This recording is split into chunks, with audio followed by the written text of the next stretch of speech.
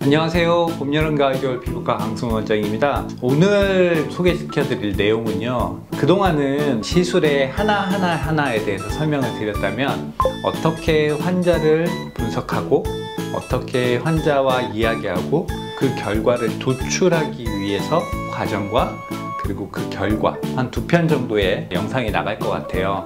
저는 기본적으로 환자가 뭐 해달라 그러면 그러면 그거를 바로 하거나 이런 식으로 하진 않습니다. 그래서 환자분이 뭐가 고민인지 얘기를 듣고 거기에 제가 해드릴 수 있는 부분에 대해서 또 얘기를 얹고 잘 이야기를 해서 교집합을 만드는 과정을 되게 중요하게 생각합니다.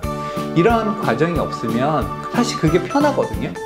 왜냐면 제가 고민할 거 없고 환자가 그냥 코필러 해달라 그러면 해드리고 팔자 필러 해달라 그러면 해드리고 뭐 지방이식 하고 싶다 그러면 해드리고 이런 식으로 이제 하다 보면 개선할 수 있는 부분들을 놓치는 경우들이 많습니다. 그래서 환자하고 대화를 많이 하거나 환자하고 얘기를 하는 것이 사실 굉장히 힘들고 번거롭고 귀찮고 오래 걸리는 일이에요.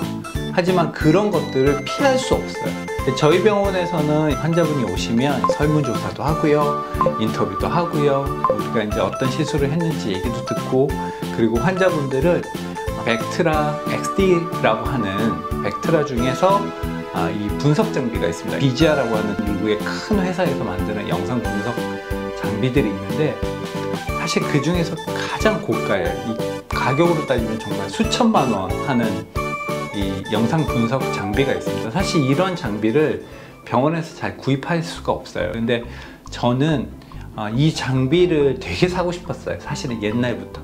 근데 그때도 너무너무 비쌌고 살까 말까 몇 번을 망설이다가 한 3년 정도 전에 구입을 했는데 지금은 사실 너무 만족을 하고 쓰고 있어요. 그래서 오늘은 이 장비를 이용해서 저희 환자분 한 분에 대한 스토리, 그리고 우리가 어떻게 상담했는지, 그리고 어떻게 시술을 했는지, 또 나중에 그 결과가 어땠는지까지 설명을 좀 드리려고 합니다. 환자분이 처음 오시면 사진을 찍는데요, 이런 사진은 보시는 것처럼 3D 모델링을 통해서 굉장히 정교하고 이렇게 보시면 모공까지 잘 보일 정도로 사진을 찍게 됩니다.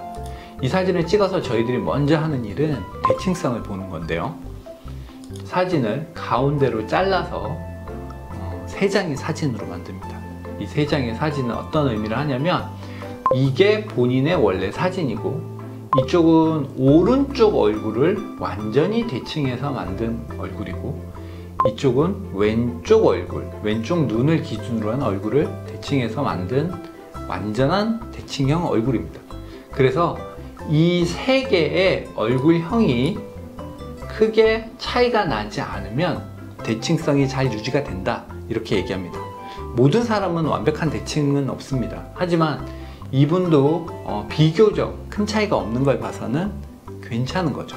그런데 자세히 보시면 그렇지 않습니다. 어떻게 보냐면 일단 먼저 턱을 한번 보시죠.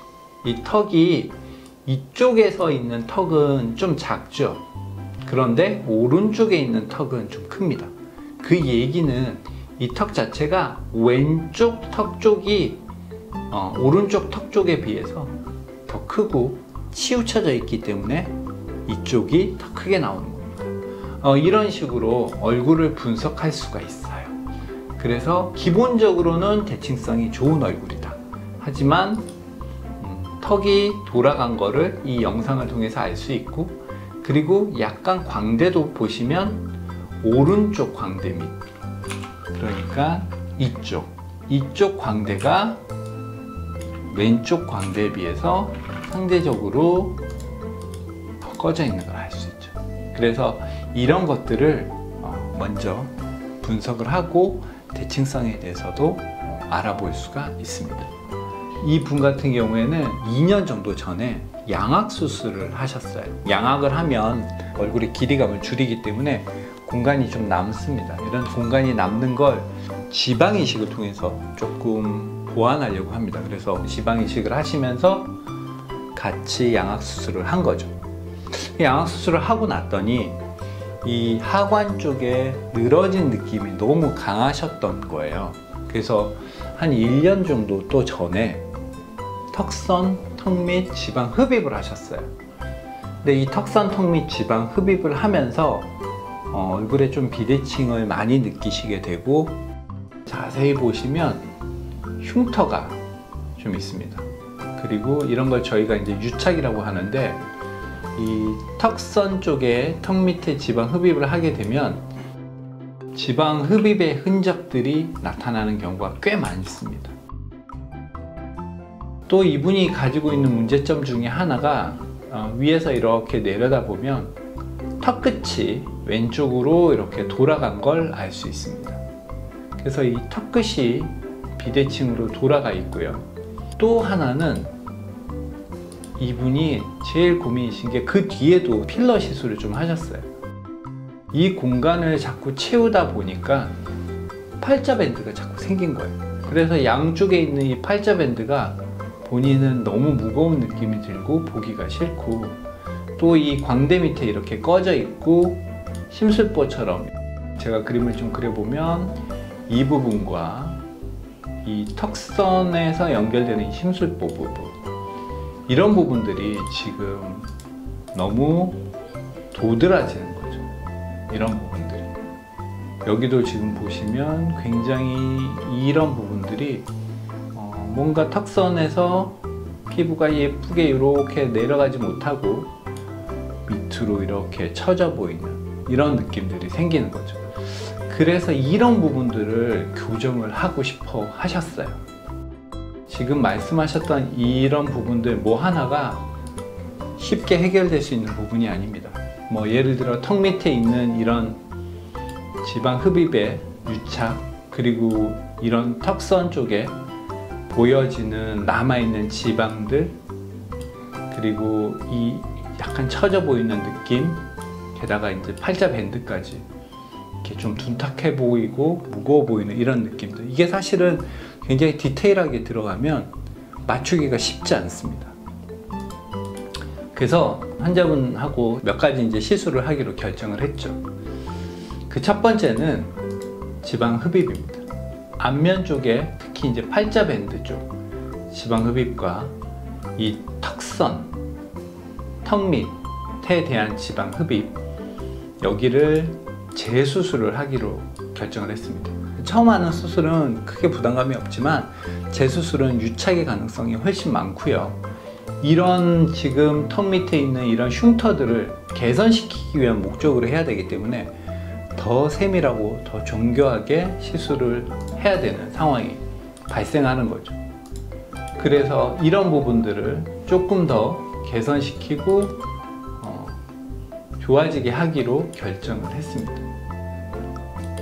그리고 또 하나는 이 팔자밴드 뿐만 아니라 전체적으로 얼굴이 무거워서 약간 떨어지고 있기 때문에 실리프팅을 통해서 이런 떨어지는 부분들을 개선할 예정입니다.